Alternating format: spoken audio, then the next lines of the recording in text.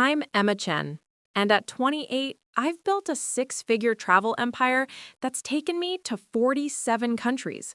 My Instagram shows sunsets in Santorini, street food in Bangkok, and business meetings in Milan.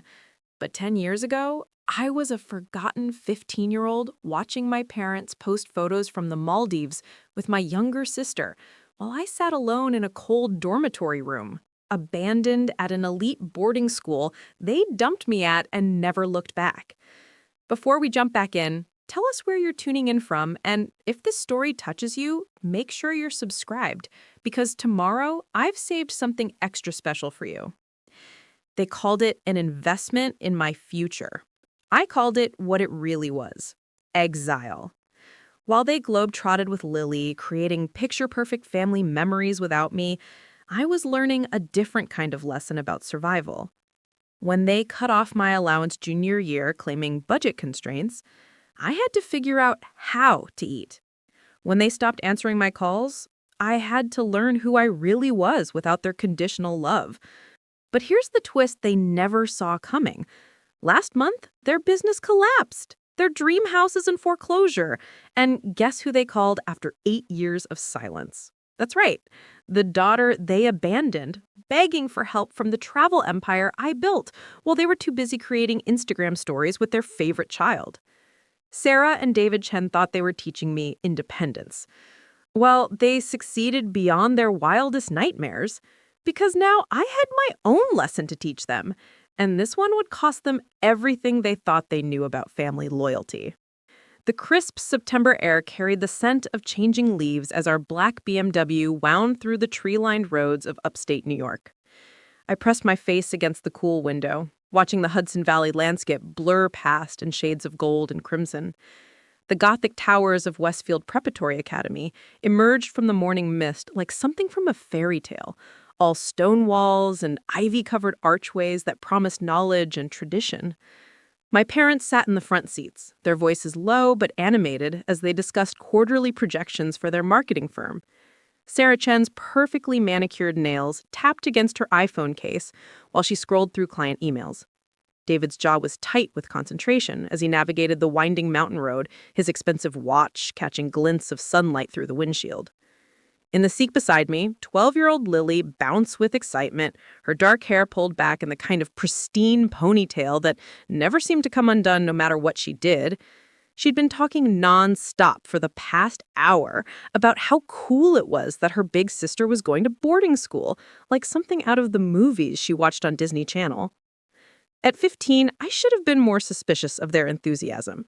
My parents had spent months selling me on Westfield's prestige, showing me glossy brochures featuring students in navy blazers studying in wood-paneled libraries, laughing over organic salads in the dining hall, participating in model UN debates that would surely lead to Ivy League acceptances.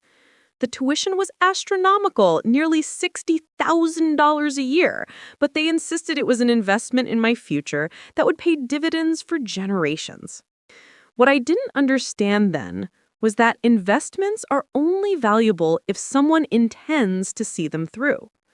What I thought was love was actually the most expensive form of abandonment money could buy.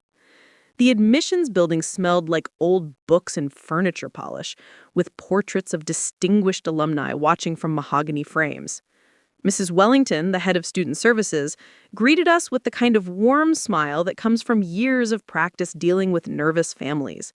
Her silver hair was pulled back in an elegant chignon, and her navy suit spoke of quiet authority.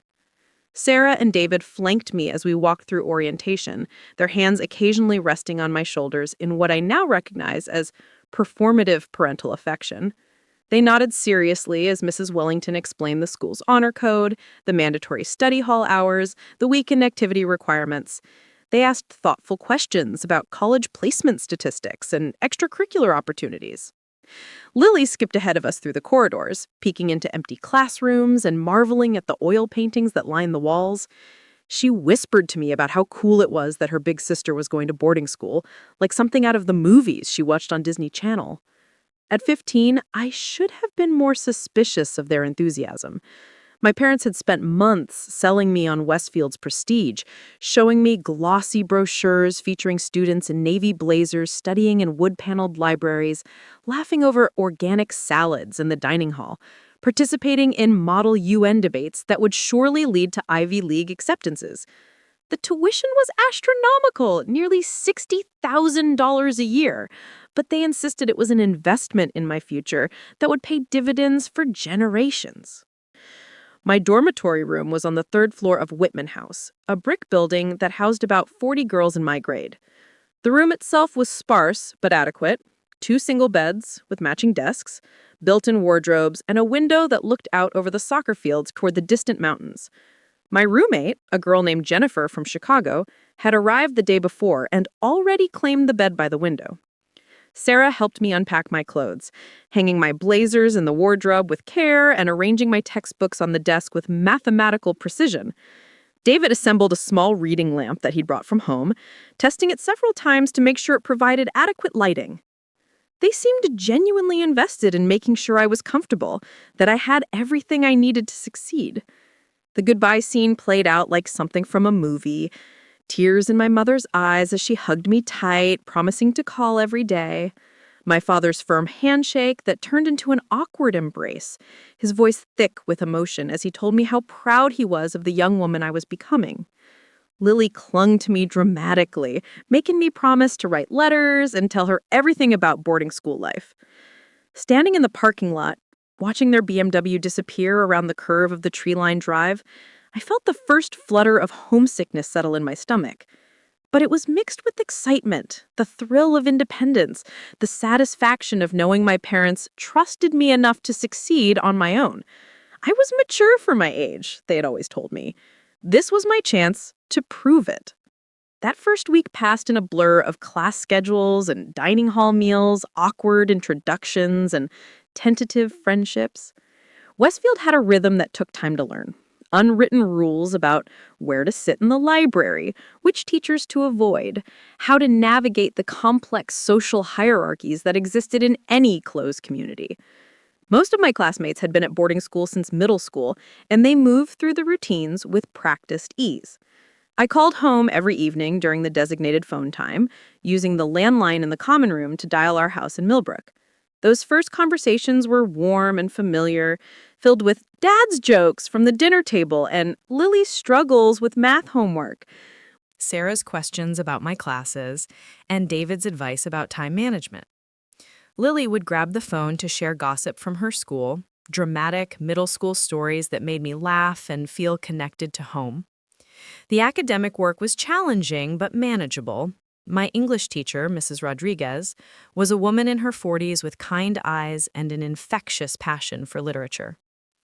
She'd emigrated from Spain as a teenager and understood what it felt like to navigate a new environment where the rules weren't always clear. She seemed to take a special interest in me, encouraging me to speak up in class discussions and offering thoughtful feedback on my essays. Mrs. Rodriguez taught AP Spanish as well, and she often stayed after school to help students with pronunciation or grammar questions. Her classroom became a refuge for me, a place where I could talk about books and ideas with someone who genuinely listened. She had photos on her desk of travels throughout Latin America, and she would tell stories about teaching English in Costa Rica or studying poetry in Barcelona. Those early weeks at Westfield, I felt like I was becoming the person my parents had always believed I could be: independent, intellectually curious, socially confident. I joined the debate team. Preparing and narrating this story took us a lot of time, so if you are enjoying it, subscribe to our channel. It means a lot to us. Now back to the story. In the International Club, started contributing to class discussions with increasing frequency, made tentative friendships with girls who shared my interests in literature and current events. The first sign that something was wrong came 3 weeks into the semester. I'd called home at my usual time, 7 o'clock on a Tuesday evening, and the phone rang without answer. This was unusual, but not alarming. Perhaps they were at dinner, or Lily had a soccer game. I tried again an hour later with the same result. When I finally reached Sarah the next evening, her voice sounded distant and distracted. She explained that they'd been swamped at work, a major client presentation that had everyone staying late. She asked perfunctory questions about my classes, but didn't seem to absorb my answers. The conversation lasted maybe 10 minutes before she said she needed to help Lily with homework. The calls became shorter and less frequent after that, every few days instead of daily, then once a week, then whenever I happened to catch them at home. When I did reach them, Sarah and David sounded increasingly busy, increasingly removed from my daily reality at Westfield. They asked general questions about grades and activities but showed little interest in the details of my life. I started noticing things during those brief conversations, background noise that suggested they were in cars or restaurants, references to places they'd been or events they'd attended without explanation of why I hadn't been included in these plans. Lily's voice, when she occasionally grabbed the phone, breathless with excitement about things they'd done together that weekend. The first real betrayal came during October break. For weeks, I'd been assuming I would come home for the long weekend, catch up with friends from my old school, sleep in my own bed. I'd mentioned it casually during a phone call, talking about which bus I should take from school to the train station. That's when Sarah's voice turned carefully neutral, the tone she used when delivering news she knew would be unwelcome. They'd made plans to visit David's brother in California, she explained, a family wedding that had been planned for months. Of course they'd wanted to include me, but the boarding school schedule made it complicated, and they'd already bought plane tickets. The logic seemed reasonable on the surface, but something felt wrong about the timing, the way she presented it as a fait accompli, rather than something we'd discussed as a family. I spent that October break alone in the dormitory with 3 other students whose families lived too far away to make the trip home practical. We ordered pizza and watched movies in the common room, but I couldn't shake the feeling that I'd been deliberately excluded from something important. When I called home on Sunday night of that weekend, hoping to catch them before they flew back east, Lily answered the phone with sand still in her voice. They'd apparently spent the day at a beach in San Diego, building sandcastles and collecting shells. She bubbled over with descriptions of the ocean and the hotel pool, the cousin's wedding reception where she danced with David until midnight. The photos appeared on Sarah's Facebook page the next morning. Professional-looking shots of the 3 of them on the beach, Sarah and David's arms around Lily as she grinned gap-toothed at the camera. Candid moments from the wedding reception, all of them dressed in coordinating pastels, looking like the picture of familial happiness. The comments poured in from friends and colleagues. Beautiful family. You all look so happy. Lily is getting so big. I stared at those photos on the computer in Westfield's library, trying to understand the feeling that was spreading through my chest like ice water. It wasn't just that I'd been left behind, it was that they looked complete without me, genuinely happy and comfortable as a family of 3. The absence of explanation in the captions suggested that my exclusion was so natural it didn't require justification. November brought the first snowfall to the Hudson Valley, and with it, a new kind of silence from home. My calls went unanswered more often than not. When I did reach them, Sarah and David sounded hurried and distracted, as if I were interrupting something more important.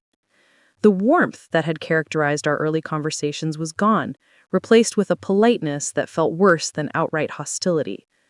Mrs. Rodriguez started noticing changes in my behavior during this period. I'd grown quieter in class, less likely to volunteer answers or engage in discussions. My essays, while technically proficient, had lost some of their spark. She asked me to stay after class one afternoon in late November, ostensibly to discuss my latest paper on Gabriel Garcia Marquez. Her classroom was empty except for the 2 of us, afternoon sunlight streaming through windows that looked out over the dormant campus gardens. She perched on the edge of her desk, her expression concerned but not intrusive. She'd been teaching long enough to recognize the signs of a student in emotional distress. "Emma," she said, her slight Spanish accent making my name sound musical. "Is everything all right at home? You seem different lately, more withdrawn." Teenage struggles. Mrs. Rodriguez nodded sympathetically, but her eyes suggested she wasn't entirely convinced by my explanation. She gave me her personal phone number, written on a slip of paper in her elegant handwriting, and told me I could call if I ever needed someone to talk to. That slip of paper became a talisman during the weeks that followed. I kept it in my wallet, never quite working up the courage to use it, but finding comfort in knowing that someone at Westfield genuinely cared about my well-being. It was more than I could say for the people who were supposed to love me unconditionally. December brought the Christmas break planning conversation I'd been dreading. When I finally managed to reach Sarah on the phone, she delivered the news with the same careful neutrality she'd used for the October trip. They'd decided to spend the holidays in Aspen this year, a ski vacation that would be educational for Lily and relaxing for the adults after a stressful work season. The boarding school dormitories closed during Christmas break, which meant I needed somewhere to go. Sarah suggested I could spend the time with my grandmother in Florida, a woman I barely knew who lived in a retirement community and had little patience for teenagers. The dismissive way she offered this solution made it clear that my Christmas plans were an afterthought, a logistical problem to be solved rather than an opportunity for family bonding. That night, lying in my narrow dormitory bed listening to Jennifer pack for her trip home to Chicago, I finally understood what was happening. This wasn't temporary. This wasn't about giving me space to grow or providing better educational opportunities. My parents had made a choice, and that choice didn't include me. Parts 2 through 5, the justice teaser through betrayal revelation, the realization of my parents' abandonment didn't come with dramatic music or a moment of cinematic clarity.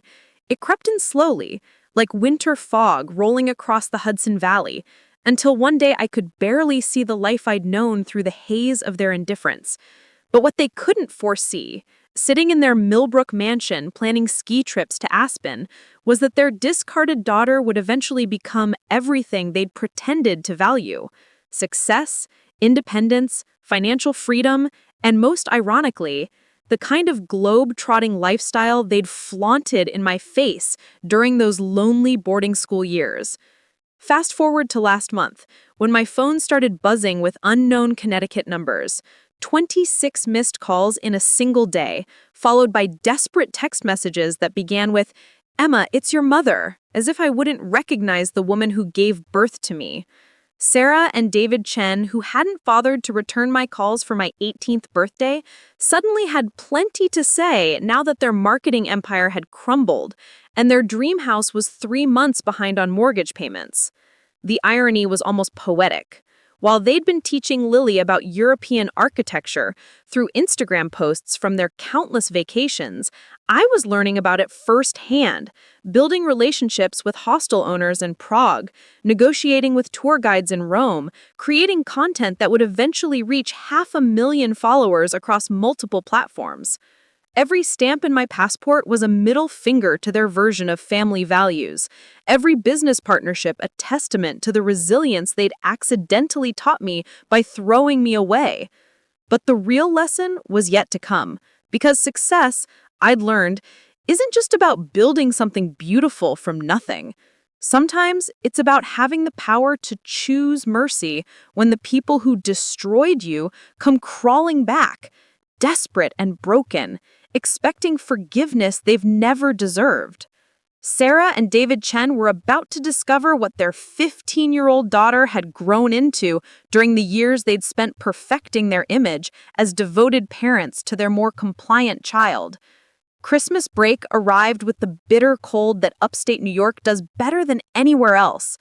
The dormitory hallways echoed with the sounds of suitcases rolling across hardwood floors as my classmates prepared for their journeys home. Jennifer packed her bags with the efficiency of someone who'd done this routine dozens of times, folding sweaters and tucking gifts into every available space. She chattered about her family's traditions, the cookies her grandmother made every December, the way her younger brother always tried to peek at presents before Christmas morning. I watched from my bed, pretending to read a novel for English class, while listening to the familiar rhythms of departure. Other girls stopped by our room to say goodbye, making plans for phone calls and comparing notes about their holiday destinations. Skiing in Vermont, visiting relatives in California, Broadway shows in New York City. The easy assumption that everyone had somewhere warm and welcoming to go highlighted my own situation in stark relief. Mrs. Rodriguez found me in the library that final afternoon, sitting at a corner table with my laptop open to a half-written essay about magical realism in Latin American literature. The building was nearly empty, most students having left that morning to catch flights or meet parents in the parking lot. The silence felt different from the usual quiet of study time, charged with the loneliness of being left behind. She approached my table with the casual grace that made her such an effective teacher, pulling out the chair across from me without asking permission. Her dark eyes held a mixture of concern and recognition, as if she'd been expecting this conversation for weeks. She said, "Emma, I understand you'll be staying on campus over the break." I nodded, not trusting myself to speak without revealing more emotion than I wanted to share. The official story was that my family had made last-minute travel plans that didn't accommodate my return home, an explanation that sounded reasonable until you examined it too closely. Mrs. Rodriguez leaned forward slightly, her expression growing more serious. She said, "Before you say no, let me tell you that this isn't charity. I'm being selfish here. Carlos and I never had children of our own, and our house gets very quiet during holidays. I've been hoping to find an excuse to make those recipes my mother used to make." Taught me, and it's no fun cooking for just 2 people. Her invitation felt like a life preserver thrown to someone who hadn't realized they were drowning. I accepted with more gratitude than dignity, agreeing to take the bus to Burlington 3 days before Christmas. Mrs. Rodriguez wrote down directions to her house and pressed a $20 bill into my palm for bus fare, waving away my attempts at refusal. The Rodriguez house sat on a tree-lined street in Burlington's hill section, a modest Victorian with painted trim and a front porch that suggested warmth even in the depths of winter. Carlos Rodriguez met me at the door, a compact man with graying hair and laugh lines around his eyes that spoke of decades spent finding joy in small moments. He welcomed me with the kind of embrace usually reserved for family members, taking my overnight bag and ushering me into their living room. The house smelled like cinnamon and coffee, with books stacked on every available surface and photographs documenting travels throughout Latin America. Mrs. Rodriguez appeared from the kitchen wearing an apron that read La Jefa in bold letters, flour dusting her hands, and a smile that made me feel instantly at home. Over the next 4 days, I experienced what family holidays were supposed to feel like. Mrs. Rodriguez taught me to make empanadas from scratch, showing me how to roll the dough thin enough to be translucent and fold the edges to create perfect seals.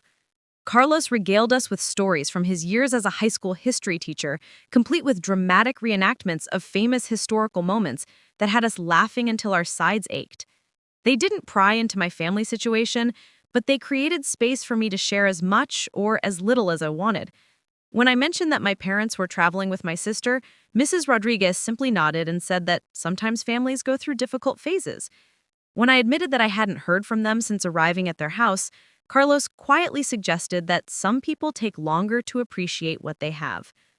Christmas Eve found us in their kitchen, preparing a feast that seemed excessive for 3 people, but felt exactly right for the occasion. Mrs. Rodriguez had invited several neighbors and colleagues, people who might otherwise spend the holiday alone. The house filled with laughter and conversations in multiple languages, creating the kind of warm chaos that I'd imagined family gatherings should be. I called my parents that evening from the Rodriguez's landline, hoping that Christmas might inspire some warmth in their voices. Sarah answered after several rings, her tone distracted and slightly irritated. In the background, I could hear music and laughter, the sounds of their Aspen vacation in full swing. "Emma, honey, we're just about to head out to dinner," she said. And I could picture her checking her watch, calculating how much time she could spare for this interruption. "How's the boarding school treating you? Getting enough to eat?" I wanted to tell her about the Rodriguez family, about learning to cook traditional recipes and sitting around their table sharing stories. I wanted to describe the way Carlos had taught me to play chess, or how Mrs. Rodriguez had shown me photographs from her teaching years in Costa Rica. Instead, I found myself offering the brief, cheerful updates that seemed to be all she wanted to hear. "Sounds wonderful, sweetheart," Sarah said when I finished describing my classes and activities. "We're having such a lovely time here in the mountains. Lily's learned to ski, and your father's been taking us on these incredible trails with views that go on for miles." She paused, and I heard someone calling her name in the background, probably David, wondering why she was taking so long with the phone call. "Listen, honey, I need to run. We'll talk soon, okay? Love you." The line went dead before I could respond. I stood in the Rodriguez's hallway, holding the silent phone, feeling the familiar sting of dismissal that had become my parents' signature. Through the doorway, I could see Mrs. Rodriguez setting out dessert plates, her movements careful and deliberate as she prepared to welcome their guests back to the table. That night, lying in their guest bedroom under quilts that smelled like lavender, I made a decision that would shape everything that followed. I wasn't going to keep hoping for my parents' love to return. I wasn't going to keep making excuses for their behavior or believing that things would improve once they finished dealing with whatever crisis was currently consuming their attention. I was going to build a life that didn't depend on their approval or presence. The remaining days of break passed quickly, filled with long conversations about literature and travel, cooking lessons that felt like cultural education, and quiet moments reading by the fireplace while snow fell outside. Mrs. Rodriguez let me books by authors I'd never heard of, poets who wrote about displacement and belonging in ways that spoke directly to my experience. Carlos showed me photographs from their travels throughout South America, describing markets in Peru where vendors spoke in rapid-fire Spanish and mountain villages in Ecuador where time seemed to move at a different pace. Their stories planted seeds in my mind about what life could look like beyond the narrow boundaries I'd known, possibilities that had nothing to do with my parents' expectations or limitations. When it came time to return to Westfield, Mrs. Rodriguez packed a care package with homemade cookies and several of her favorite books. She hugged me goodbye with the fierce affection of someone who understood what it meant to be far from home, and she made me promise to call if I ever needed anything. The spring semester began with a determination I hadn't felt before. My grades, already strong, became exceptional. I threw myself into extracurricular activities with renewed energy, joining the Model UN team and starting a creative writing club. Mrs. Rodriguez became more than just my Spanish teacher. She became my informal mentor and the closest thing I had to family at Westfield. But the most significant change was in how I thought about my future. Instead of planning my college years around my parents' expectations, I started researching programs that aligned with my own interests and dreams. I read about study abroad opportunities, gap year programs, universities with strong international studies departments. For the first time in my life, I was making plans that had nothing to do with earning anyone else's approval. My parents' calls became increasingly sporadic throughout the spring. Sometimes weeks would pass without any contact, followed by brief conversations that felt more like check-ins with a distant relative than communication between family members. They asked about my grades and activities with the detached interest of guidance counselors, showing no curiosity about my inner life. Emotional well-being. The pattern of exclusion continued with spring break. Another family trip, this time to Hawaii, another reasonable explanation for why my inclusion would be complicated. Another week spent at Westfield with the handful of other students who had nowhere else to go. Another set of Facebook photos showing my parents and sister building sandcastles and snorkeling in crystal clear waters. But this time, instead of feeling sorry for myself, I used the week to research gap year programs. I spent hours in the library reading about opportunities to teach English abroad, to work on organic farms in New Zealand, to study languages in immersive environments throughout Europe and Asia. The world was full of adventures that didn't require my parents' permission or financial support. Mrs. Rodriguez found me one afternoon surrounded by printouts and guidebooks, planning itineraries for trips that existed only in my imagination. She sat down beside me, examining the materials with genuine interest. "Where would you go first?" she asked, studying a map of Southeast Asia that I'd been marking with potential destinations. "Thailand, I think," I said, surprised by the certainty in my voice. "Bangkok looks incredible, and I've read that it's a good starting point for traveling through the region. The cost of living is reasonable, and there are opportunities to teach English even without extensive experience." She nodded thoughtfully, then looked at me with an expression I'd learned to recognize as one of her teaching moments. "Emma, you know that travel can be a form of education, right?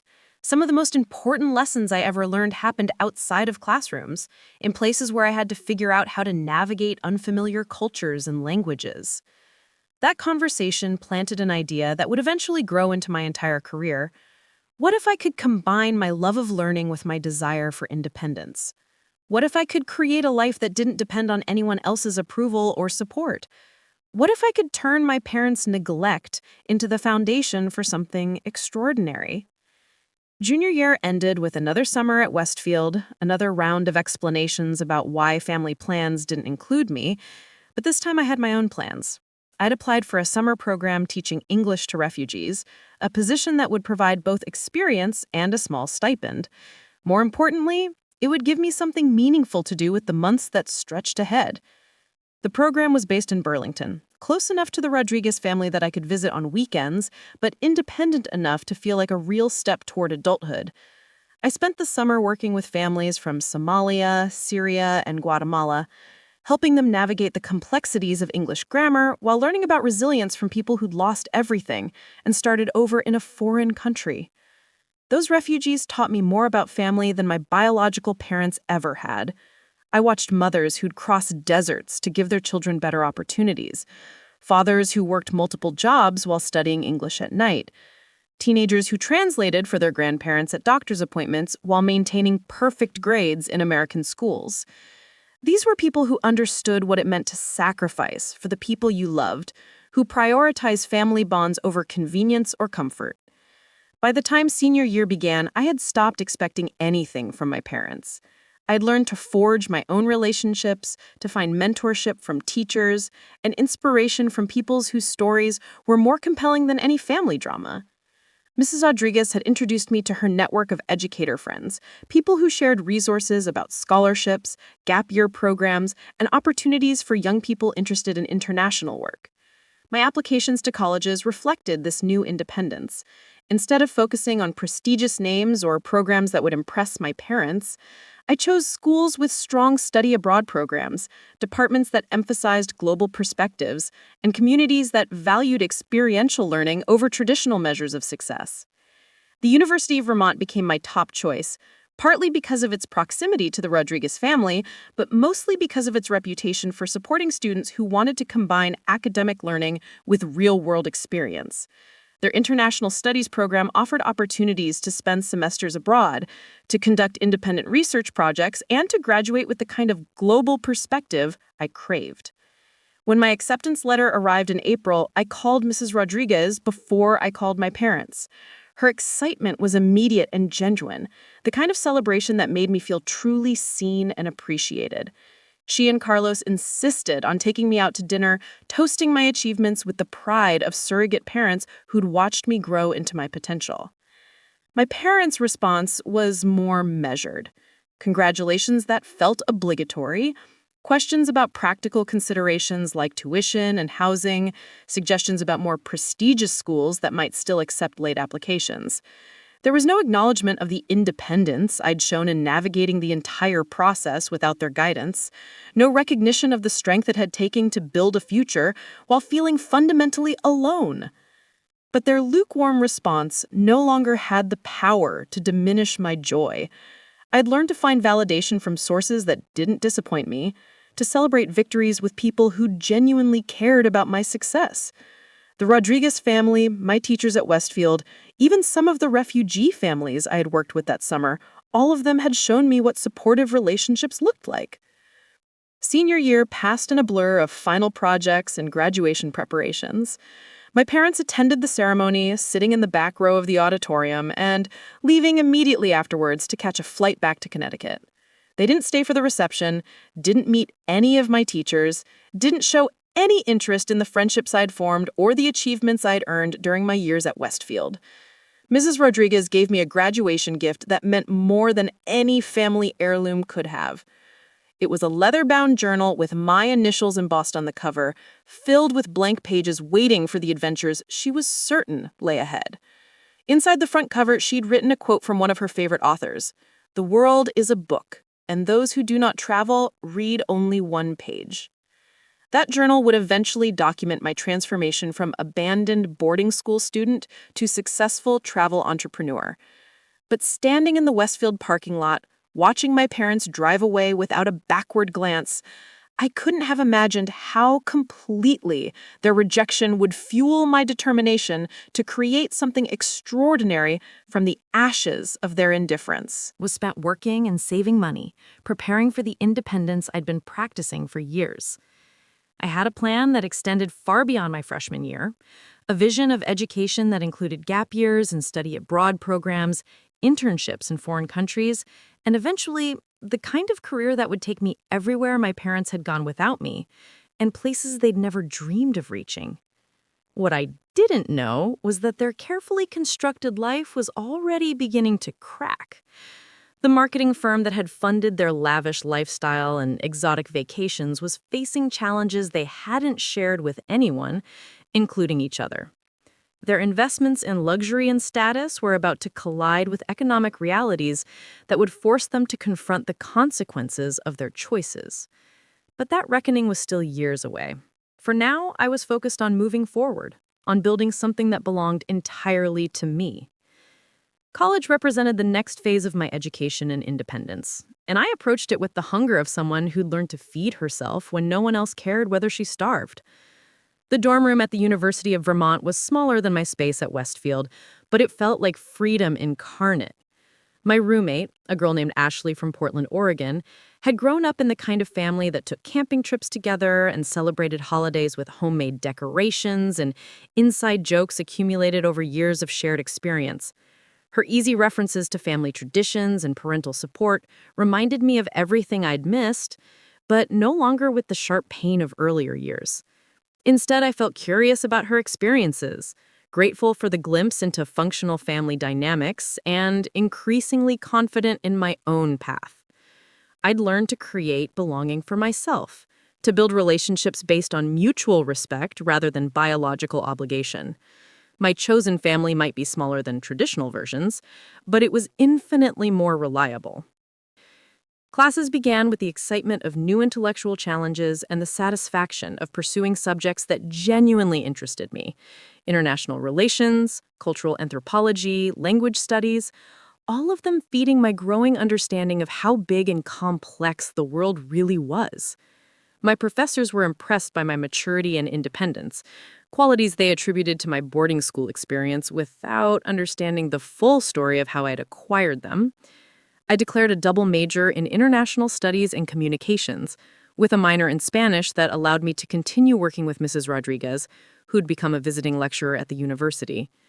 Our relationship had evolved from teacher-student to mentor-protege, and eventually to something that resembled the bond between a mother and daughter who'd chosen each other.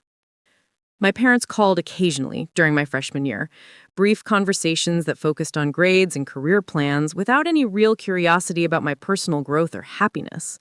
They'd attended my high school graduation, but skipped the college send-off weekend, explaining that work commitments made the trip impossible. Their absence no longer surprised me, but it did clarify something important about the kind of parent I never wanted to become. The first crack in their perfect facade appeared during my sophomore year, though I wouldn't understand its significance until much later.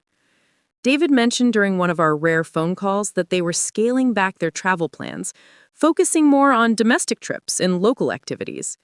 He framed it as a desire to explore their own region more thoroughly, to appreciate what Connecticut had to offer. But Lily, now a sophomore in high school, painted a different picture during the few times she managed to grab the phone. The family trips had become shorter and less frequent, she said, and their parents seemed stressed about things they wouldn't discuss with her. The lavish birthday parties and expensive summer camps were being replaced with more modest celebrations and local activities. I felt a flicker of concern for my sister, who'd been raised to expect a level of luxury and attention that might not be sustainable. But I also felt a distance from their struggles that surprised me with its completeness. Their problems felt like news from a foreign country, interesting, but not personally relevant. By junior year, I was spending my summers traveling and working abroad, building the skills and experiences that would eventually become my career. I taught English in Costa Rica, worked on organic farms in New Zealand, and studied intensive Spanish in Guatemala. Each adventure strengthened my independence and expanded my understanding of what life could look like beyond the narrow confines of suburban Connecticut expectations. The transformation from abandoned teenager to successful entrepreneur hadn't happened overnight, but sitting in my Bangkok penthouse office 5 years later, watching the sunset paint the Chao Phraya River in shades of gold, I could trace every decision that had led me to this moment. The wall behind my desk displayed framed magazine covers featuring Global Pathways as one of Asia's fastest-growing education companies. But it was the small framed photo of Mrs. Rodriguez that reminded me where the real journey had begun. My assistant knocked on the door, her expression carefully neutral as she delivered news that would have devastated me a decade earlier. Emma, your parents are downstairs in the lobby. Security says they don't have an appointment, but they're insisting it's a family emergency. Sarah and David Chen had flown halfway around the world to find me, leaving behind the financial wreckage of their Connecticut life to make a personal appeal they couldn't accomplish through desperate phone calls and pleading emails. The irony wasn't lost on me that they were now the ones traveling to unfamiliar territory, navigating foreign airports and currency exchanges to reach the daughter they'd once abandoned without a second thought. I could have refused to see them, could have had security escort them from the building that housed the empire I'd built from their rejection.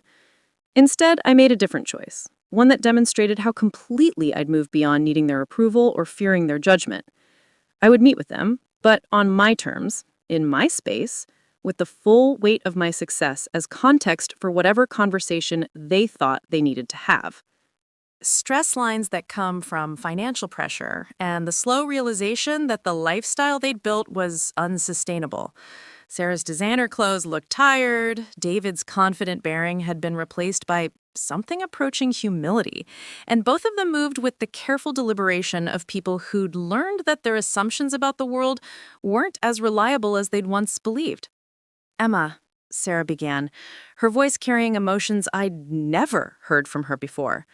"We know we have no right to ask anything of you after how we treated you, but we're losing everything, and you're the only family we have left who might be able to help." The admission was stunning in its honesty and devastating in its implications. They'd finally acknowledged what I'd known for years, that their treatment of me had been unjustifiable, that their current crisis was the direct result of choices they'd made, and that they had nowhere else to turn. But acknowledgement without accountability felt like another manipulation, another attempt to use emotional leverage to achieve the financial rescue they desperately needed. David pulled out a folder of documents, his hands trembling slightly as he spread bankruptcy papers, foreclosure notices, and debt statements across the polished conference table. The numbers told the story of a decade of living beyond their means, of maintaining appearances while their actual financial foundation crumbled beneath the weight of their aspirational lifestyle. "The house is gone," he said, his voice barely above a whisper. "The business failed completely. We've lost our retirement savings, our investment accounts, everything. We're facing personal bankruptcy, and at our age, there's no realistic way to rebuild what we've lost." I studied the documents with the analytical eye I'd developed through years of evaluating business proposals and investment opportunities. Their situation was indeed catastrophic, but it was also entirely predictable based on the spending patterns and financial decisions they'd made over the past decade. They'd chosen expensive vacations over savings, luxury purchases over investment, and maintaining their social image over securing their future. "What exactly are you asking me to do?" I said, keeping my voice professionally neutral despite the emotional complexity of the moment. Sarah leaned forward, desperation making her more direct than she'd ever been with me. "We need enough money to start over somewhere with a lower cost of living, maybe $50,000 to relocate and establish a modest life while we figure out what comes next. We know it's a lot to ask, but you're our daughter, and we're hoping that family still means something despite our mistakes." The amount they were requesting represented less than what Global Pathways generated in a typical week, but the principle involved was enormous. They were asking me to rescue them from consequences they created through their own choices, to provide support they'd never offered me when I was struggling to build a life from nothing. They wanted me to save them because we shared DNA, despite having proven repeatedly that genetic connection meant nothing when it came to actual care and commitment. But there was something else in their request that revealed how little they understood about who I'd become during the years of our estrangement. They were asking for money to start over somewhere with a lower cost of living, apparently unaware that I'd spent the past 5 years helping thousands of people do exactly that through Global Pathways International Relocation Consulting Services. "I'm not going to give you money," I said, watching their faces fall as their last hope for easy rescue evaporated. But I am going to offer you something more valuable. I'm going to give you the same service that Global Pathways provides to our paying clients, a comprehensive consultation on international relocation options that could help you rebuild your lives within your actual means. I pulled up a presentation on the wall-mounted screen, the same one I'd used the previous week for a corporate client whose executive was relocating to Southeast Asia. The slides detailed cost of living comparisons, visa requirements, housing options, and income opportunities in countries where their remaining assets could support a comfortable lifestyle while they developed new revenue streams. Based on your age, citizenship status, and financial situation, I'd recommend considering Portugal, Malaysia, or Mexico. Portugal offers a retirement visa program for foreign nationals with modest income requirements.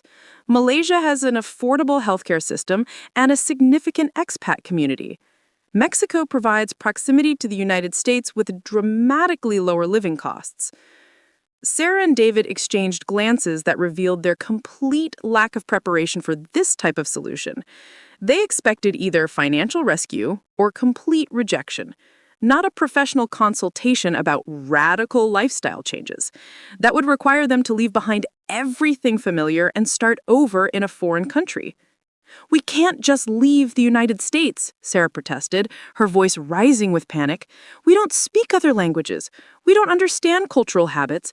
We're too old to start over in some developing country where we don't know anyone."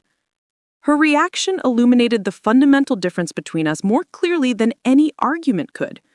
I'd learned to see displacement as opportunity, cultural unfamiliarity as adventure, and starting over as a chance to create something better than what had come before.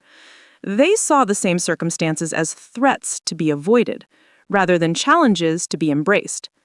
"Every objection you just raised is something I can help you overcome," I said, pulling up additional resources on international expat communities, language learning programs, and cultural orientation services.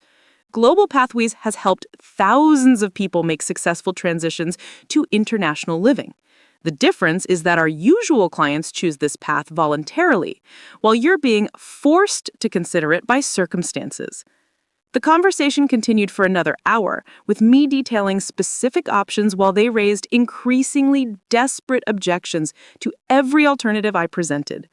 They wanted the security of familiar surroundings, the comfort of their existing social networks, and the convenience of systems they already understood. But they also wanted someone else to solve the financial crisis they created through their own choices. Finally, David asked the question that cut to the heart of their real concerns. "What about Lily? Are you just going to let us drag her into this mess we've created?" The mention of Lily changed the dynamic of our conversation completely. Lily was now a senior in college, having completed her gap year program with Global Pathways and returned to finish her degree with a new perspective on family, success, and personal responsibility. She'd spent the past year working to rebuild our relationship while also helping our parents understand the reality of their financial situation. "Lily is an adult who can make her own choices about how much support she wants to provide," I said, "but she's also someone who's learned that enabling other people's irresponsibility doesn't actually help them grow or change. She understands the difference between helping someone build something sustainable and just postponing the consequences of their poor decisions." The truth was that Lily and I had already discussed our parent situation extensively during her visits to Bangkok over the past year. She'd seen firsthand how their financial irresponsibility had created their current crisis, and she'd also witnessed the success I'd built through years of careful planning and hard work. She was torn between love for our parents and recognition that their expectations weren't realistic. "I want to help them," she told me during her most recent visit, "but I also don't want to enable them to keep making the same mistakes. They need to accept responsibility for their choices and make real changes, not just find someone to bail them out so they can continue living beyond their means." Her perspective had been shaped by her gap year experiences and by watching how I'd built Global Pathways through disciplined effort rather than external support. She understood that true assistance involved helping people develop their own capabilities rather than simply providing resources that allowed them to avoid difficult realities. As our meeting in Bangkok concluded, I presented my parents with a comprehensive relocation package that included destination research, visa guidance, housing recommendations, and cultural orientation resources. The service was valued at over $10,000 and represented months of work by Global Pathways expert consultants. I was offering it to them free of charge, but only if they committed to taking action within 6 months. This is your choice, I told them as they gathered their bankruptcy papers and foreclosure notices. You can accept that your old life is over and embrace the opportunity to create something new and sustainable, or you can keep hoping that someone will rescue you from the consequences of your own decisions. But I won't be providing financial bailouts, and Lily won't be sacrificing her future to support your unwillingness to change. Sarah and David left Bangkok without accepting my offer, still clinging to the hope that some other solution would present itself.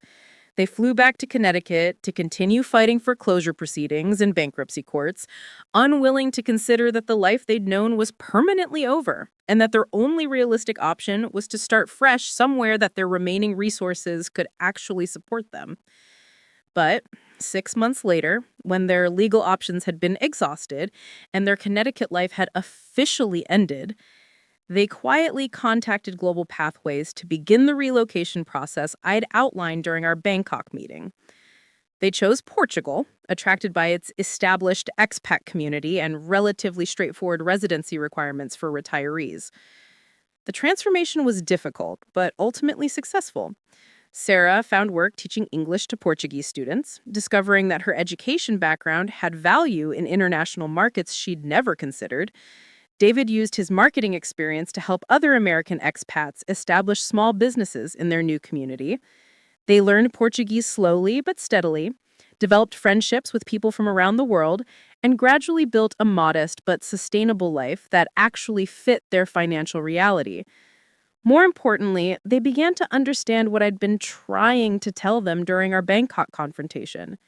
Displacement could be transformation rather than tragedy.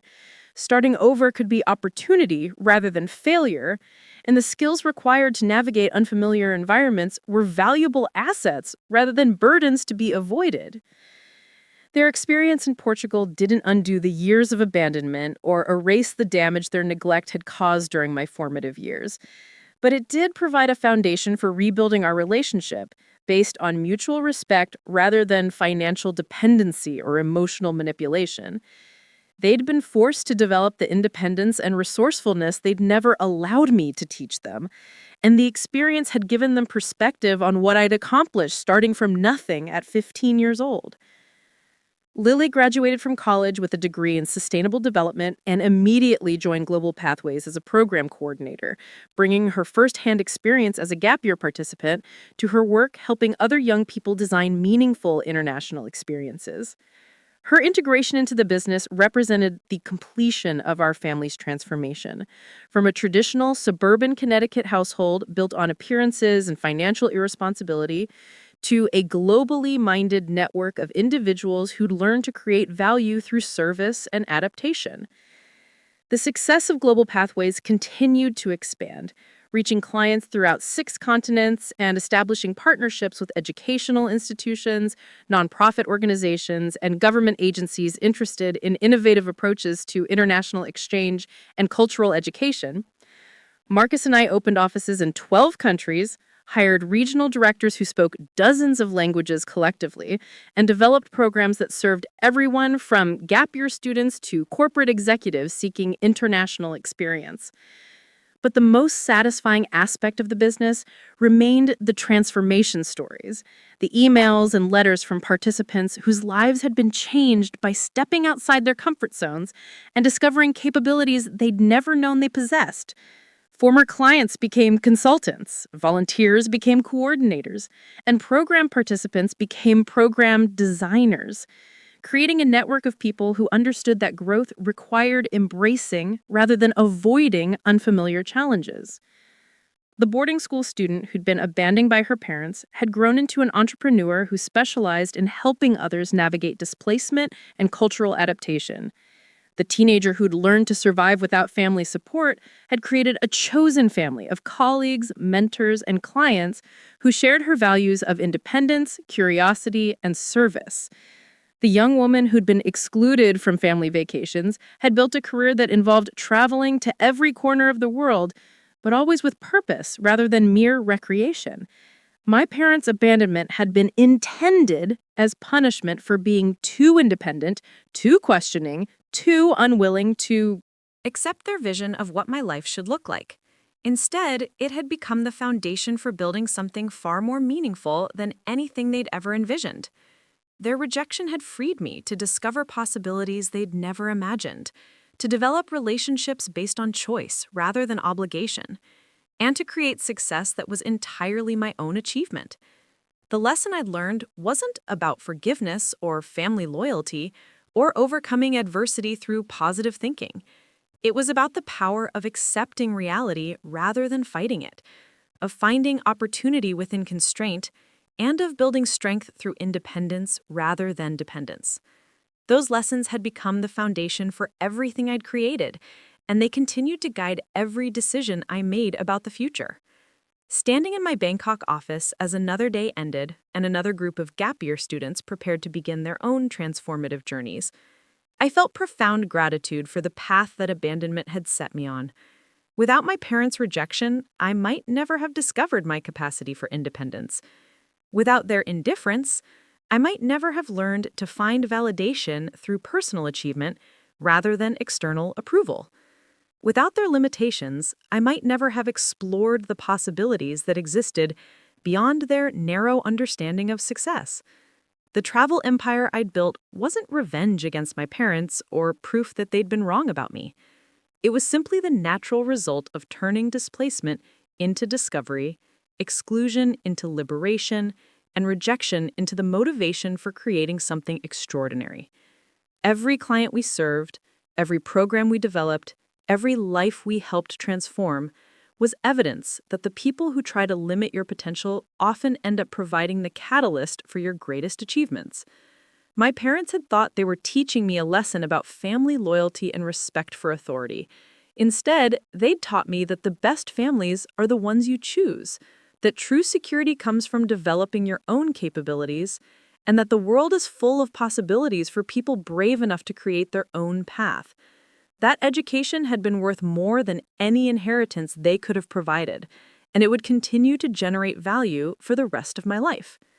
The 15-year-old who'd been left at boarding school had grown into a woman who understood that abandonment could be liberation, that displacement could be opportunity, and that the greatest success comes from building something meaningful rather than inheriting something comfortable. That understanding had become my greatest asset, and sharing it with others had become my life's work. The ripple effects of my parents' transformation extended far beyond our immediate family dynamics. Their experience relocating to Portugal became a case study that Global Pathways used to help other families facing similar financial crises understand their options. Sarah began writing a blog about starting over in your 50s, documenting the challenges and unexpected rewards of rebuilding a life in a foreign country. Her honest accounts of language learning struggles, cultural adaptation, and the humbling process of accepting help from strangers resonated with readers facing their own difficult transitions. David discovered that his marketing skills translated surprisingly well to helping other expats navigate Portuguese bureaucracy and establish small businesses in their new community. He developed a consulting practice that served American and British retirees who were following similar paths, finding purpose in work that directly helped people rather than simply selling products they didn't necessarily believe in. Their transformation wasn't just geographic, but fundamental, affecting how they understood success, family, and personal responsibility. The couple who'd once measured their worth through expensive vacations and luxury purchases learned to find satisfaction in simple pleasures, meaningful work, and genuine community connections. The parents who'd abandoned their daughter for being too independent learned to appreciate independence as a valuable life skill rather than a threat to their authority. But perhaps the most significant change was in how they spoke about me during their communications with Lily and in their interactions with other expats who asked about their children. Instead of the dismissive references to my gap year adventures and travel blog hobby, they began describing global pathways with accuracy and even pride. They started to understand that what I'd built wasn't a frivolous lifestyle choice, but is serious business that helped thousands of people navigate complex international transitions. The shift in their perspective became clear during a video call with Lily and me on the second anniversary of their move to Portugal. Sarah looked healthier than she had in years. Her stress lines softened by a lifestyle that matched her actual resources rather than her aspirational identity. David seemed more genuine, speaking about their Portuguese neighbors and language learning progress with enthusiasm that felt authentic rather than performative. "We finally understand what you were trying to offer us in Bangkok," Sarah said, her voice carrying a humility I'd never heard from her before. "We thought you were trying to punish us by suggesting we leave everything familiar, but you were actually trying to save us from ourselves. The life we were living in Connecticut wasn't sustainable, and we were too proud and too scared to admit it." David nodded, adding his own perspective with characteristic directness. "We spent so many years judging your choices, thinking you were running away from responsibility when you were actually running toward opportunity. We were the ones who were afraid to leave our comfort zone, even when that comfort zone was destroying us financially and emotionally." Their acknowledgement felt genuine in ways their earlier desperate pleas for financial assistance had not. They weren't trying to manipulate me into providing support or seeking to restore a relationship that would benefit them materially. They were simply recognizing reality and taking responsibility for their own choices, both past and present. But what moved me most was their description of how their experience had changed their understanding of family relationships. They'd learned to appreciate Lily's independence rather than trying to control her choices, and they'd begun to see my success as something to be proud of, rather than threatened by. They were building relationships based on mutual respect rather than financial dependency or emotional manipulation. "We know we can't undo the years when we failed you as parents," David continued, his voice steady, despite the emotional weight of his words. "But we want you to know that your success hasn't gone unnoticed, and neither has your generosity in helping us Find a path forward when we couldn't see any options ourselves. The conversation marked a turning point in our family dynamics, but it wasn't a return to some idealized version of closeness that had never actually existed. Instead, it was the beginning of something entirely new. Relationships built on who we'd all become rather than on genetic obligation or childhood roles that no longer fit our adult realities. Global pathways continued to evolve during this period, expanding beyond gap year programming to serve corporate clients seeking international development opportunities for their employees, university partnerships interested in innovative study abroad models, and government agencies working on cultural exchange initiatives. The business had grown far beyond what Marcus and I had originally envisioned, but its core mission remained the same: helping people discover their potential through meaningful engagement with unfamiliar cultures and environments. The success had created opportunities I'd never imagined during those lonely years at boarding school.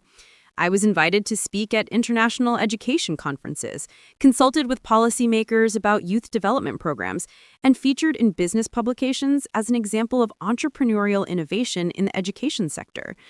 The recognition was professionally satisfying, but it was the personal transformation stories that continued to provide the deepest sense of purpose. One letter that arrived during this period came from Ahmed, the Syrian refugee who'd taught me so much about resilience during my college years. He'd completed his English studies, passed his professional certification exams, and secured a position teaching engineering at a community college in Vermont. His family had been reunited through the refugee resettlement program, and his eldest son was now attending the University of Vermont on a full scholarship. "I think often about our conversations when you were helping me with English," he wrote. "You told me then that displacement could become opportunity, and I thought you were too young to understand what loss really meant. Now I see that you understood something I was still learning, that we can choose to be defined by what happens to us, or we can choose to use what happens to us as material for building something new." His words captured something essential about the philosophy that had guided my journey from abandoned teenager to successful entrepreneur. Displacement, whether voluntary or involuntary, created opportunities for growth that might never have emerged under more comfortable circumstances. The key was approaching unfamiliarity with curiosity rather than fear, seeing challenges as chances to develop new capabilities rather than threats to be avoided. This perspective had become central to Global Pathways' approach to international programming. We didn't promise our clients that travel would be easy or that cultural immersion would always be comfortable. Instead, we prepared them to embrace discomfort as a sign of learning, to see confusion as an invitation to ask questions, and to understand that the most valuable growth often happened at the edges of their comfort zones. The approach attracted participants who were seeking transformation rather than just adventure, people who understood that meaningful change required more than just changing locations. Our programs developed reputations for intensity and authenticity that distinguished them from traditional tourism or superficial cultural experiences. Marcus and I began developing new initiatives that reflected our evolving understanding of how international experiences could create lasting change. We launched mentorship programs that connected returned participants with new travelers, created alumni networks that supported ongoing cross-cultural projects, and established scholarship funds that made our programs accessible to young people from diverse economic backgrounds. The scholarship recipients often reminded me of my younger self, students who'd experienced family disruption, economic hardship, or cultural displacement, and were seeking opportunities to transform those challenges into strengths. Their success stories became some of the most rewarding aspects of our work, proving that the skills developed through navigating difficult circumstances could be powerful tools for creating positive change. One scholarship recipient, Maria, was a first-generation college student whose parents had immigrated from Guatemala when she was 12. She'd grown up translating for her family at medical appointments and parent-teacher conferences, developing cross-cultural communication skills that she'd never recognized as valuable until she participated in our Central America program. Her capstone project involved developing a healthcare education initiative that helped Spanish-speaking immigrants understand the American medical system while also training healthcare providers to work more effectively with immigrant patients. The project was so successful that it was adopted by several hospitals throughout the region, and Maria was recruited for a graduate program in public health that would allow her to expand her work nationally. Stories like Maria's reinforced my belief that the most meaningful success came from using personal experiences, even difficult ones, to create value for others. My own journey from boarding school abandonment to international business success had meaning not just because I had overcome challenges, but because I'd learned to help others navigate similar transformations. The approach attracted attention from educators, policymakers, and business leaders who were interested in innovative models for youth development and international engagement. I was invited to serve on advisory boards for educational organizations, consulted with government agencies about cultural exchange programs, and featured in research studies about entrepreneurship in the education sector. The recognition that meant the most came from Mrs. Rodriguez, who had retired from teaching but continued to follow Global Pathways' growth with the pride of someone who'd played a crucial role in its origins. During a visit to Bangkok, she toured our headquarters and met with staff members who'd heard stories about her influence on my educational journey. "You've created something extraordinary," she told me as we sat in my office watching the sunset over the Chao Phraya River. But what makes me most proud isn't the business success or the international recognition. It's that you've turned your own experience of displacement into a way of helping others discover their potential. You've taken something that was meant to diminish you and used it to create expansion for thousands of other people. Her words captured the essence of what Global Pathways had become, not just a business, but a manifestation of the belief that challenges could be transformed into opportunities, that displacement could become discovery, and that the people who tried to limit your potential often end up providing the motivation for your greatest achievements. As I reflected on the journey from that 15-year-old girl abandoned at boarding school to the woman running an international education company, I understood that every difficult experience had been necessary preparation for the work I was now doing. The loneliness had taught me independence. The rejection had freed me from needing external validation. And the displacement had shown me that home could be created anywhere through meaningful relationships and purposeful work. The story wasn't really about overcoming adversity or proving wrong the people who'd underestimated me. It was about discovering that the qualities my parents had tried to suppress, independence, curiosity, willingness to question authority, were actually valuable assets in a rapidly changing world. Their attempts to control me had failed not because I was rebellious, but because I was adaptable in ways they'd never learned to be. The 5-year anniversary of Global Pathways marked a milestone that demanded reflection on how far we'd come from those early days when Marcus and I were working out of Angkor coffee shops with unreliable Wi-Fi and ambitious dreams. The company now employed over 300 people across 4 continents, served 15,000 participants annually, and had been recognized by multiple international organizations for innovation in education and cultural exchange. But the numbers, impressive as they were, couldn't capture the human impact of what we'd built. In preparation for our anniversary celebration, we collected testimonials from participants whose lives had been changed by their international experiences.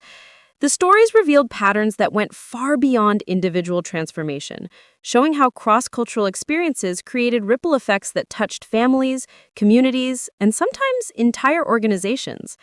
Jennifer, who'd participated in our Southeast Asia program 3 years earlier, had returned to her small Minnesota hometown with a passion for sustainable agriculture that she'd developed while working on organic farms in Thailand.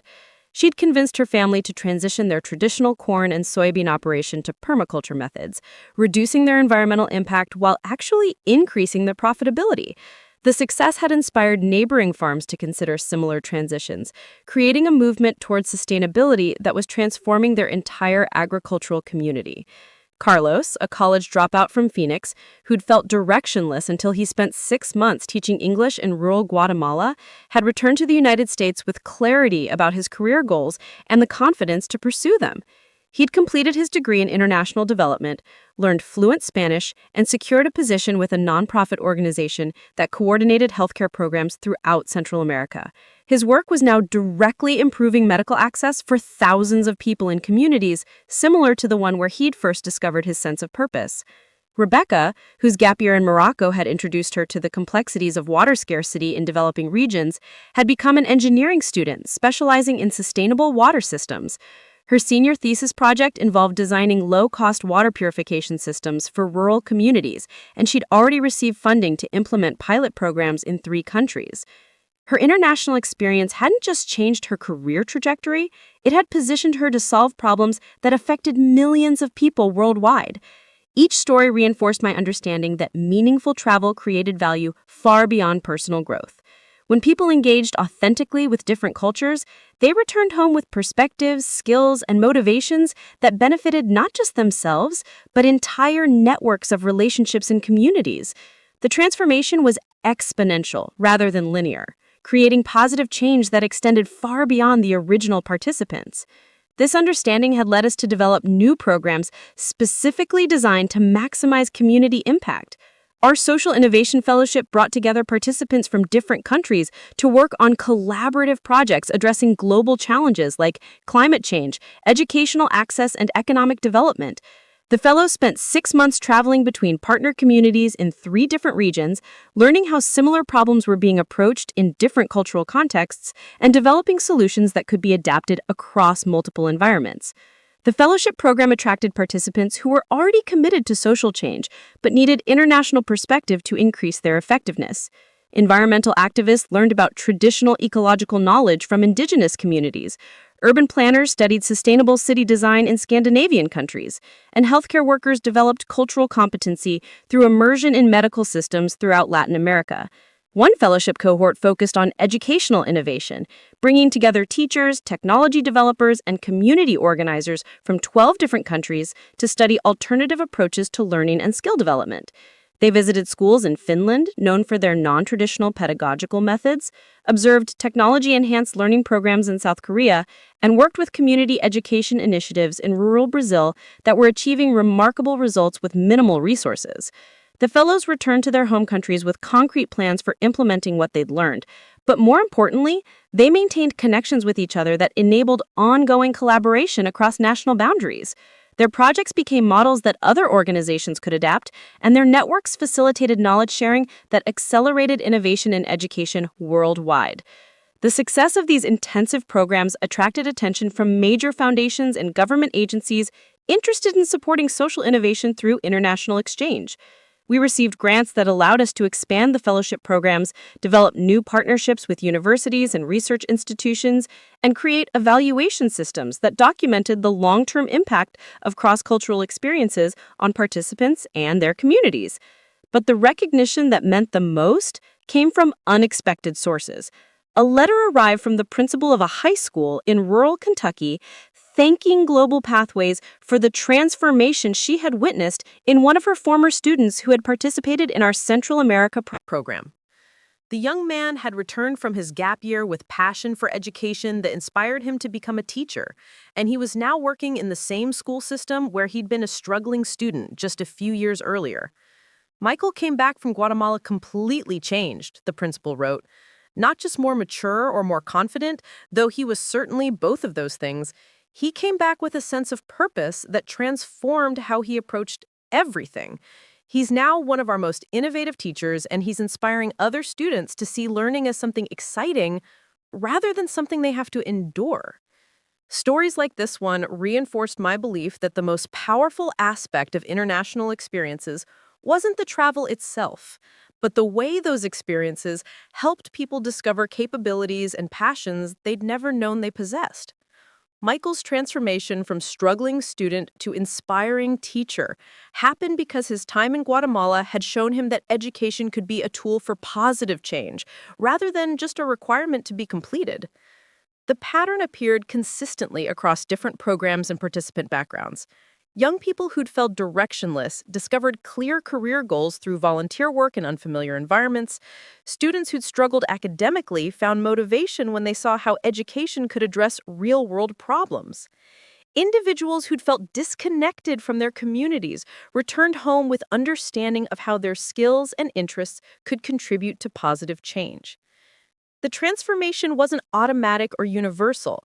Some participants returned from their international experiences unchanged, having treated their time abroad as extended tourism rather than opportunities for growth. But those who approached their experiences with genuine curiosity and openness to learning consistently reported profound shifts in their understanding of themselves and their potential for creating meaningful impact. This pattern had led us to develop more sophisticated screening and preparation processes designed to identify participants who were genuinely ready for transformative experiences. We created pre-departure programs that help potential participants clarify their goals, develop cultural competency skills, and establish frameworks for processing what they would encounter during their time abroad. The preparation work proved crucial for maximizing program effectiveness.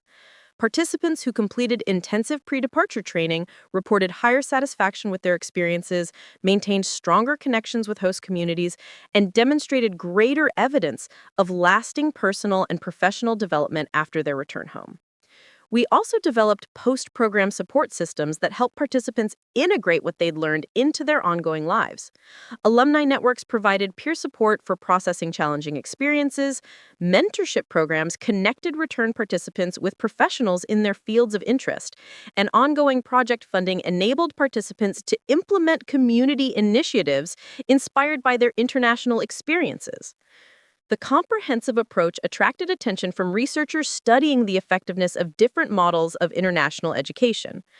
Several universities partnered with us to conduct longitudinal studies tracking participants for multiple years after their program completion, documenting changes in career trajectories, community engagement, and cultural competency that persisted long after their return home. The research consistently showed that well-designed international experiences created lasting change that extended far beyond individual participants. Families became more culturally aware, communities benefited from innovative approaches to local problems, and organizations gained employees with global perspectives and advanced problem-solving skills. These findings supported our expansion into corporate training programs designed to develop cross-cultural competency in employees who worked with international clients or managed global teams. Companies began sending their rising leaders to participate in modified versions of our programs, recognizing that cultural competency was becoming essential for business success in an increasingly interconnected world. The corporate programs required different approaches than our traditional gap year offerings, focusing more on leadership development and business applications of cross-cultural skills. But the core philosophy remained the same. Meaningful engagement with unfamiliar environments created capabilities that couldn't be developed through classroom learning or theoretical study alone. One corporate client, a technology company with operations throughout Asia, sent a cohort of managers to participate in our Southeast Asia Leadership Program. The participants spent 3 months rotating between our partner organizations in Thailand, Vietnam, and Cambodia, working on real projects while developing understanding of different business cultures and communication styles. The managers returned to their company with dramatically improved ability to work effectively with their Asian colleagues and clients. More importantly, they brought back innovative approaches to problem solving and team management that they'd learned through their immersion in different organizational cultures.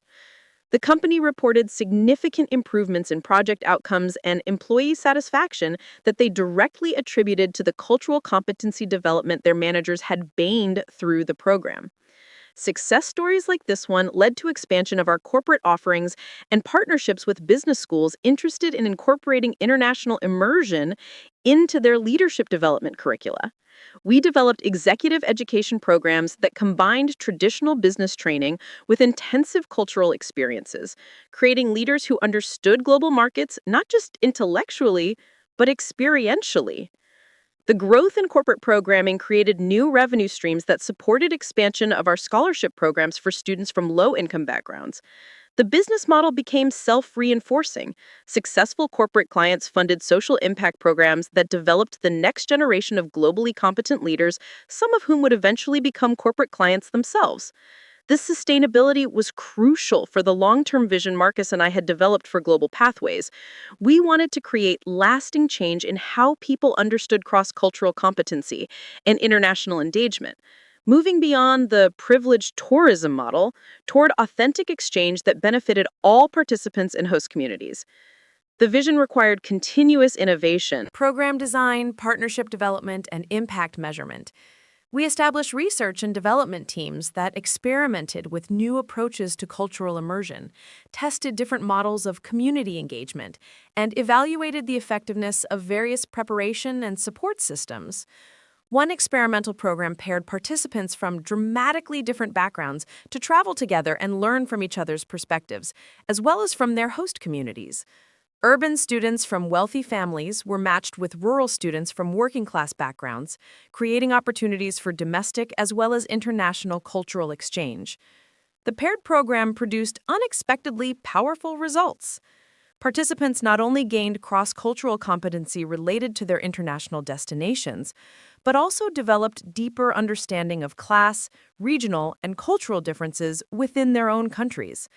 The experience challenged assumptions about privilege, opportunity, and social mobility that many participants had never previously examined. Sarah, a student from an affluent Connecticut suburb, was paired with Maria, whose family had immigrated from El Salvador when she was 10 years old. Their month together in Guatemala created mutual learning opportunities that neither could have experienced alone. Sarah gained understanding of immigration experiences and economic challenges she'd been sheltered from, while Maria developed confidence in academic and professional environments that had previously felt inaccessible. The partnership continued after their return to the United States, with Sarah using her family connections to help Maria secure internships and scholarship opportunities, while Maria helped Sarah develop Spanish fluency and cultural competency that enhanced her international business studies. Their ongoing collaboration demonstrated how cross-cultural experiences could create lasting relationships that benefited all participants. Programs like this one showed the potential for international experiences to address domestic as well as global challenges, building bridges across divisions that seemed increasingly problematic in American society. The model attracted interest from educational and policy leaders who recognized that cultural competency was needed not just for international engagement, but for navigating diversity within the United States. As Global Pathways approached its 10th anniversary, I found myself reflecting on how completely my life had diverged from anything my parents could have imagined when they dropped me off at boarding school with promises they never intended to keep. The abandoned teenager had become an international entrepreneur whose work was creating positive change for thousands of people worldwide. But the most satisfying aspect of the journey wasn't the business success or international recognition. It was the understanding that displacement could become discovery, that rejection could fuel creation, and that the people who tried to limit your potential often provided the motivation for exceeding anything they could have imagined. The 15-year-old who'd learned to survive alone at boarding school had grown into a woman who helped others discover their capacity for independence and adaptation. The young adult who'd been excluded from family vacations had created opportunities for meaningful travel that transformed lives and communities. The daughter who'd been abandoned by her parents had built a chosen family of colleagues, mentors, and clients who shared her values of growth, service, and global citizenship. My parents' abandonment had been intended to break my spirit and force my compliance with their vision of appropriate behavior. Instead, it had liberated me to discover possibilities they'd never considered and to build something far more meaningful than anything they had ever achieved. Their rejection had become my greatest gift, though it had taken years to understand that painful experiences could be transformed into powerful assets.